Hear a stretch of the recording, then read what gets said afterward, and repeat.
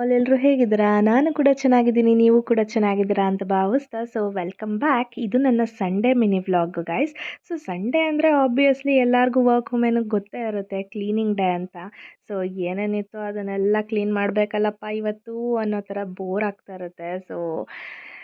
ಯಪ್ಪ ಯಾವಾಗಪ್ಪ ಸಂಡೇ ಬರುತ್ತೆ ಅಂತ ಕಾಯ್ತಾ ಇರ್ತೀವಿ. ಆದರೆ ಸಂಡೇ ಬಂದರೆ ಇದೊಂದು ಇದೆಯಲ್ಲಪ್ಪ ಅನ್ನೋದು ಕಾಯ್ತಾ ಇರ್ತೀವಿ. ಓಕೆ ಫೈನ್ ಅಂದ್ಬಿಟ್ಟು ಹಾಗೆ ಎಲ್ಲನೂ ಕ್ಲೀನ್ ಮಾಡಿ ಇವತ್ತು ಚಿಕನ್ ತರಿಸಿದ್ವಿ. ಚಿಕನಲ್ಲಿ ನಾನು ಚಿಕನ್ ಫ್ರೈ ಹಾಗೂ ಕಬಾಬ್ ಮಾಡಿದ್ದೆ. ಚಿಕನ್ ಫ್ರೈದು ನಾನೊಂದು ಕ್ವಿಕ್ ರೆಸಿಪಿ ಹೇಳ್ಬಿಡ್ತೀನಿ ಗಾಯ್ಸ್. ಚಿಕನ್ನ ನಾನು 3 ಟೈಮ್ಸ್ ತೊಳ್ಕೊಂಡಿದ್ದೆ. ಅದಕ್ಕೆ ಎಣ್ಣೆ ಹಾಗೆ ಸ್ವಲ್ಪ ಈರುಳ್ಳಿ ಹಾಗೆ ಚಿಕನ್ನು, ಅರಿಶಿನ ಹಾಗೆ ಉಪ್ಪನ್ನ ನಾನು ಈಗಲೇ ಹಾಕ್ಬಿಡ್ತೀನಿ. ರುಚಿಗೆ ತಕ್ಕಷ್ಟು ಉಪ್ಪು ಹಾಕಿ ನೆಕ್ಸ್ಟು ಮಸಾಲೆಗೆ ಅಂತ ಹೇಳಿಬಿಟ್ಟು ನಾನು ಈ ಕಡೆ ಒಂದು ಬಾಣಲಿ ಇಟ್ಕೊಂಡಿದ್ದೆ.